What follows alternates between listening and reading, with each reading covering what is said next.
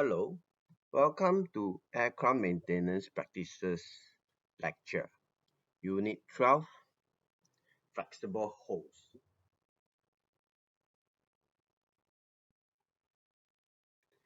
In this lesson, we will identify and describe different flexible hoses, types of connectors and fittings used in the aircraft, and lastly, we will talk about inspection and testing of aircraft hoses. Tubing or hoses, they are used to transport fluid usually under pressure between various components of the aircraft systems. Fluid like fuel, from the fuel tank all the way to the engine combustion chamber. Oil systems, coolant, even breathing oxygen, some instruments, hydraulics or vent lines. It's good to know the procedures for inspection, fabrication, installation and testing of tube, hose, assemblies and associated fittings.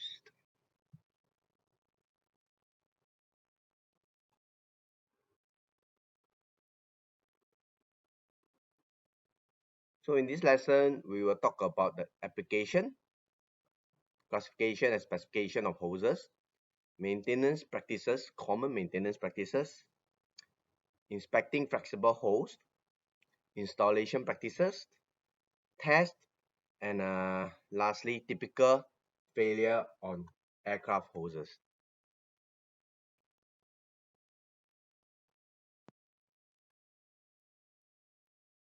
Flexible hoses. Why do we use flexible hoses? Well, they are used to connect moving parts with stationary parts in locations subjected to vibration or where a great amount of flexibility is needed. They are mostly made from synthetic rubber and diaphragm materials. The beginning history of aircraft or aviation hoses, the original material was natural rubber. So when you use natural rubber or natural rubber mix seal O-ring, you only can use a vegetable type base oil or vegetable types hydraulic fluid. So along the way, humans uh, improve the properties of this type of oil base or hydraulic base, and they add in chemical additives into it to prevent icing, prevent changes of the fluid properties, to enhance the performance of the properties. It become more acidic or corrosive. That natural rubber uh, not able to withstand or transport this type of fluid. So synthetic rubber or Teflon materials which man-made, they are designed to withstand such fluid properties that yeah. Okay, so hoses used on aircraft are manufactured according to MILH 5593, 8794, and 8788 standard. So 5593 represent the low pressure, is used up where systems up to 600 psi. 8794 is a medium pressure type of flexible hose. It's up to 1005 psi, where 8788 is up to 3000 psi. Is a high pressure hydraulic fluid hose. All right, 3000 psi. This is the pressure that 747 Boeing 747 or even 777 hydraulic system pressure, operating pressure at 3000 psi. In fact, highest hydraulic pressure in aircraft will be an A380, where it's up to 5000 psi. All right. So why we have three different types of hoses? So it's method of cost. So the higher the pressure, the more reinforcement and better testing is needed. So that bring into additional cost. So how do we determine, or what does the part number tell us? Of course, the size of hoses are determined by the inside diameter in a 1/16 increment. What do you mean by that? Very simple. Let's use this example, part number example, MILH 8794. 8794 will tell me that it is a medium pressure application type of hoses. All right, and dash A is telling me that the inside diameter of this hose is actually half inch. All right, the diameter is half inch inside diameter. Okay, identification of hoses. Some manufacturer will imprint the marking on the external material where you will see the part number with a size of 6. So is 6/16 is 38 diameter, manufacturing date, and the manufacturer. So so you can see that this is the uh, aircraft hoses are made up of various layers of material. So if it's a very high pressure application type of hoses, then the more material layers it will have to withstand the pressure system pressures. All right. So this is the internal tube. Okay, synthetic makeup, synthetic rubber. Then there are 2 cotton braids impregnated with synthetic compound, so it's composite. Lastly, in the layer in between these 2 cotton braids are single wire band. So yep, and some or not say some, all hoses comes with a ley line. It can be in this format. Okay, it can be yellow, red, or white striped, depends on individual manufacturers. This ley line is a very good indication to inform the installer or the technician who install this manufacturer whether the hose is being twisted during installation. There will be some example down the slides to show you what to mean by ley lines usage. All right, construction hoses are built up from layers like I mentioned earlier. So there's an inner layer, the very layer that contact with the fluid transporting. So it's compatible with the fluid being transported. So if it's natural rubber, then your fluid base should be vegetable. If it's a hydraulics like Skydro brand, Skydro or engine oil Castrol or other type of fluids, then you will have to make use of synthetic material. If not, your natural rubber will actually cracks and deteriorate, and that will cause fluid leakage. So of course, the inner layer will have a minimum amount of porosity. That means the permeable surfaces that fluid can pass through. Right. So they also have a reinforcement layer where the cover inner liner and determine the hose strength. Okay, medium, low, or high pressure. Cotton, carbon steel wire, or stainless steel wire braid. So that's why I say why we have 3 different types of hoses determined. So at the end of the day, is still manufacturing cost. All right. So the outer layer is to protect the uh, aircraft hoses from physical damage or from heat, especially when those installed around on the engine combustion area. All right. So it can be a rubber impregnated fabric or stainless steel braid.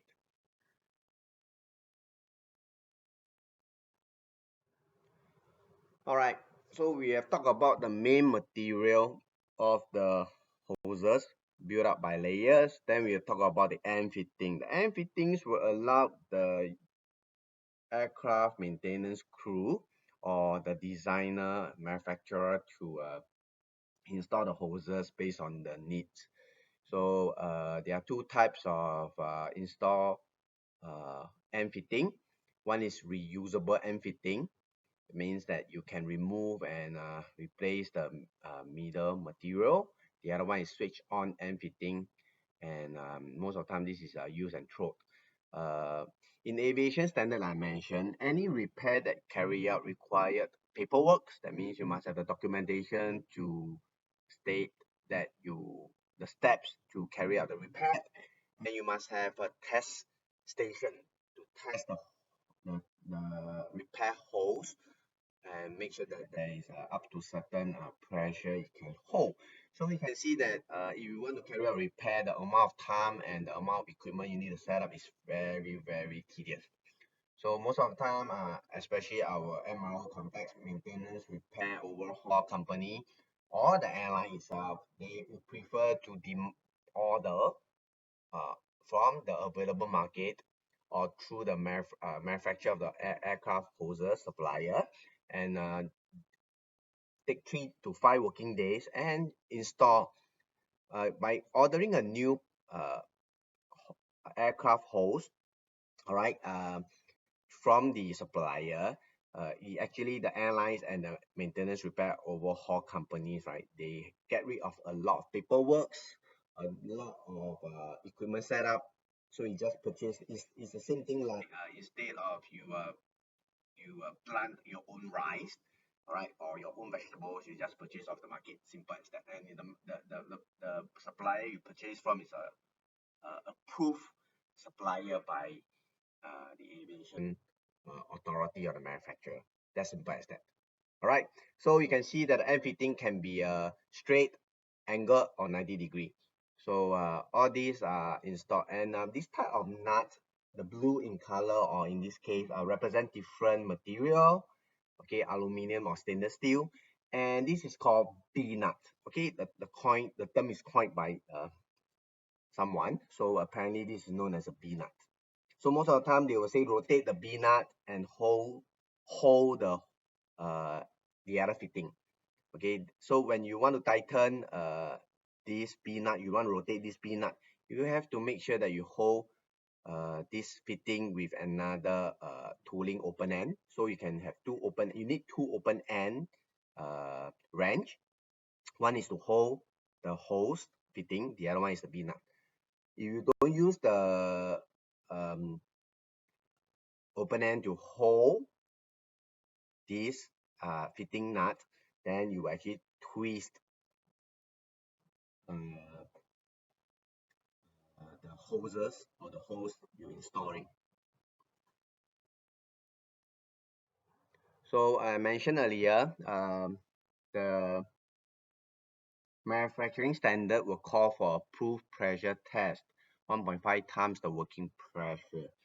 So if you were to carry out repair, you're also subjected to this proof pressure testing requirement. So most of the time it's you don't really often change the aircraft hoses. In fact, very seldom. So it doesn't make sense for the maintenance repair overhaul the airlines company to purchase a few 100,000 equipment and the usage rate is low. So rather than that, as I say, most of the airlines they will prefer to pay the supplier or manufacturer of the aircraft hoses and make life simple, purchase and install. All right, so cleaning and pressure testing. The complete hose assembly must be cleaned up internally with compressed air. Okay, and then proof test it normally it's 1.5 times the working pressure by capping one end. So please be very careful when you do this pressurization. It can cause a serious or fatal injury. So make sure that you know what you are doing before you carry out this action. So these are the maintenance practices, common maintenance practices recommended for aircraft hoses. Do not use hose assembly as foothold or hand hose where you will actually damage or damage the installation. Then do not lay hose where it may be stepped upon or run over by a vehicle. Normally this is do not leave it on the ground lah. Do not lay objects on top of hose assemblies, okay? And when loosening or tightening the hose fitting, turn the coupling nut, which I mentioned, B nut. This is known as if you heard people talk about that, rotate the B nut. This is what we call B nut, the B nut. the point, I don't know who mentioned what, I mean, who came out this term, but B-nut, the blue in color, or the stainless steel color type, this is known as a B-nut. All right. So do not turn the hose hexes that form part of the socket and the nipple assembly. That's what I mentioned. You must make sure that you have another tooling to hold the portion here, which is the hexes, okay, from the hoses. So you rotate the B-nut, okay, to prevent twisting lah.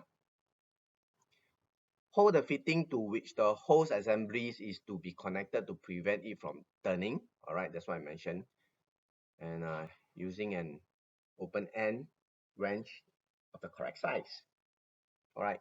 Then the other most two important thing is cover the open ends of hose assemblies with caps or plug. So plug is for the female type of the B-nut. The cap itself is for the male type on the aircraft structures. All right, when you remove the hose, okay, there will be two opening. One is on the hose itself, which is the female. The other one will be the male part, which is to the aircraft system. So make sure that you have to cap it or plug it. So a plug is used on the female part, and the cap is used on the aircraft system, which is the male part. The reason why we need to cap it is to prevent FOD and prevent certain insects like wasps, okay, to build nests over a period of time. If let's say the maintenance takes about 21 days. All right. So this is the good practices, and the caps are red in color. Reason so is to inform the user to remove this before prior installation. Check the holes and the fittings for cleanliness in and out before installing. That's a good maintenance practices. All right, we practice that, remove it and make sure that inside is clear of FOD before install. If not, when the system is pressurized or power up, then the FOD will ingress into the system and make. Okay, inspecting flexible hose. We normally, when we do inspection, we will check for leak, any leakages, wear or damage of the external or outer surfaces. All right. And broken wire strands in the metal braid. When you carry out this type of inspection, please be very careful. Normally, you will get a cloth. You will wear a glove and a cloth and run through the wire length. So if there's a pulling effect both sides, and there's a pulling effect when you do the run through of the length of the hose, then it tells you that there may have a broken wire. All right, please be very careful. The broken wire actually can cause injury, so make sure that you are well protected when you run through the test. Okay, corrosion on metal brake, evidence of overheating, bulges, twist in the hose alignment. Normally we will check for that. Separation of liners, the lining bristles, cracks in the outer cover. All right. Other indication of damage or deterioration, discolorations, breaking, hardenings, or creasing. So damage or wear of the shaft guards, fire sleeves, and fitting. Fire sleeve is an additional cover to protect the hoses when they are installed on hot section of the engine. Okay, later we will show you a picture of how does a fire sleeve look like. And most of the time the fire sleeves are orange in color. Installation practices for flexible hoses. Make sure after you install the hose, it has some slack and not twisted based on the lay line. So this is not very clear picture. Later there's one more that is display a better in lay line installation. But you can see the black color line is actually moving in this direction. So, and this will tell the installer or the technician that or the inspector that the hose is being twisted. So and there's no slack or allowance for expansion in this installation. So if there's due to any vibration or a sudden heavy landing, the whole installation will snap. So a rule of thumb will be 5 to 8% slack. Alright, for us, maintenance, repair, overhaul business, our job is very simple and easy. In fact, this type of installation will actually uh, lie on the aircraft designer or manufacturer responsibility. They are supposed to ensure that what is the required hose length, and there will be a part number given for the type of hose that is installed in this particular installation. So it's captured inside the IPC industrial part catalog. It's one of the maintenance documentation everyone in this world, airlines and maintenance repair overhaul company refer to when they want to purchase anything for the aircraft. So I want to purchase this particular hose, I will refer to the IPC illustrate part catalog, get the correct part number from there, tell the material purchaser that I need this part number, and 3 to 5 working days, this based on this part number, this hose will arrive and I can install, remove the damaged hose and install. This is how things work. All right. Yes, this is another slide, and we have a better indication on the ley line. So you can see that if it's the hose is not twisted, the ley line will be straight and uniform, right? If it's twisted, that means your technician or the person who installed did not hold the hexes on the hose while turning the B nut.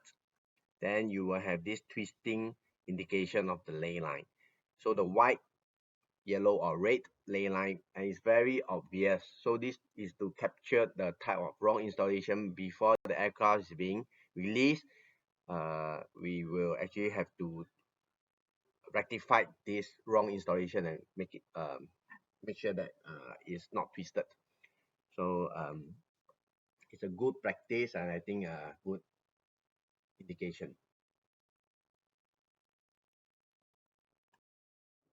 And make sure that you have a minimum bend radius. Like I mentioned, this is more for the designer, aircraft manufacturer initial phase issue. They are supposed to ensure that, because they are supposed to ensure that there's enough slack and bend radius for this particular system installation. For us, if let's say this is the very first aircraft, example A350, and we are the first the first MRO to repair the first prototype from this airline who purchased this first aircraft, and when upon inspection we found that there's such installation, then we have to communicate to the manufacturer, in this case the Airbus, by using earn again engineering assistant request notes.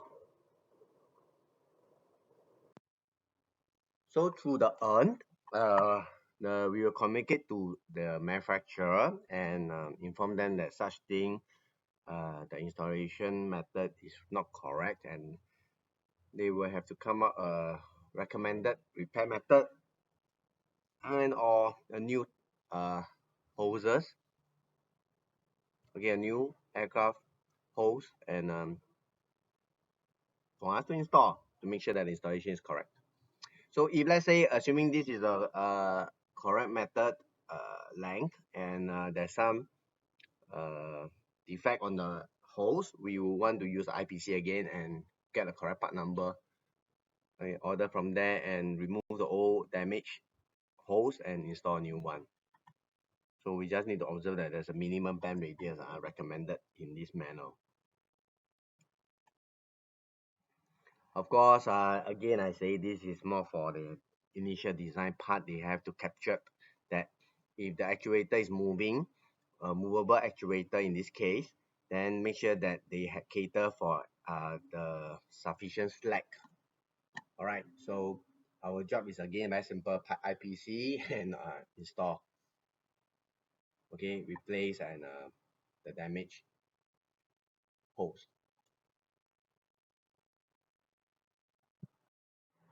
All right, this is a summary of the installation practices for aircraft hoses. This is just a guide, a training for training purposes only. Subject to that, you still have to always refer to the maintenance menu, aircraft maintenance menu. When we talk about hoses removal, inspection, and installation. So it's under ATA Chapter 20 Standard Practices. So please, this don't use this. This is just a guide, a general guide. All right. So you can read through this and it summarizes everything. Just make sure that all hoses installation are supposed to use a torque wrench to tighten it to the correct value. All right. This is a most important standard practice. Okay. So I can move on.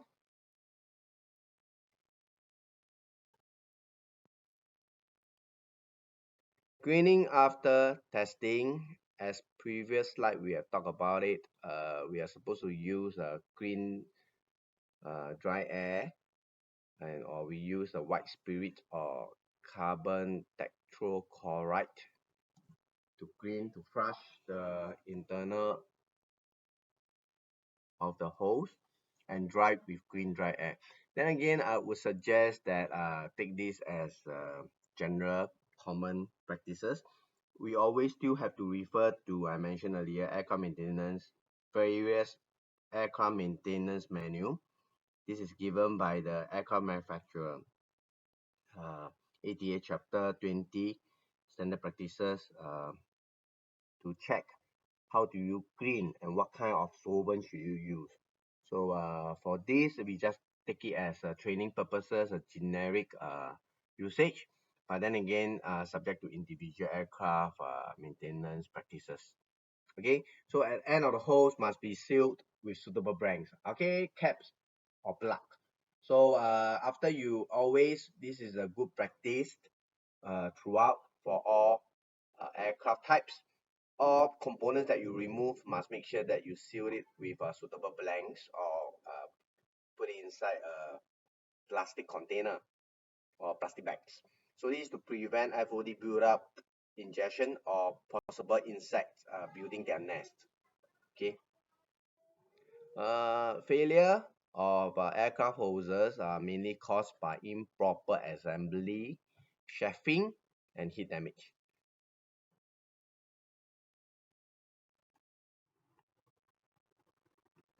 All aircraft hose assemblies located partially or totally in fire zone must have fire protection capability.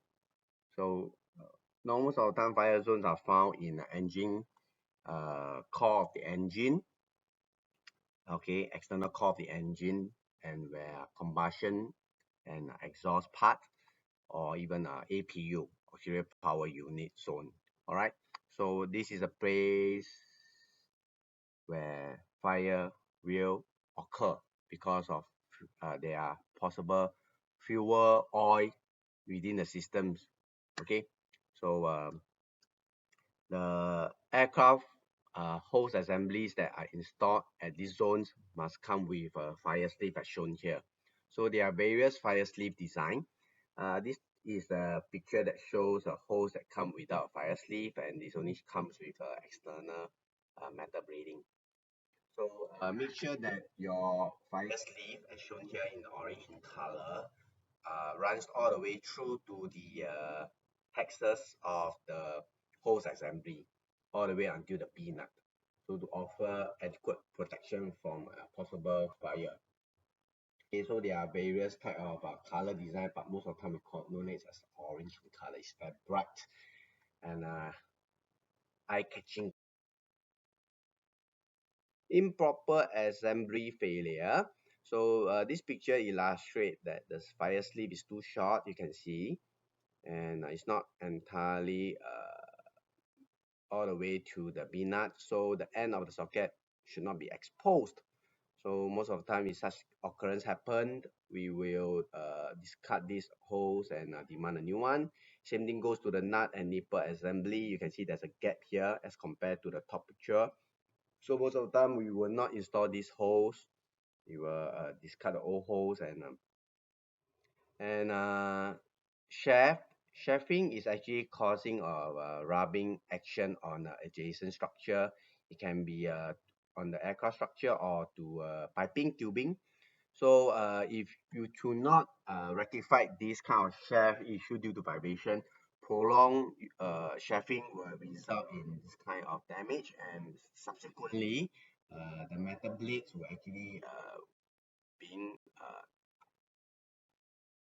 shaft off and expose the inner last layer of lining, and then subsequently you will have fluid leak. All right. So always we will take this opportunity when we do our aircraft maintenance inspection. We will pay particular attention on chafing condition.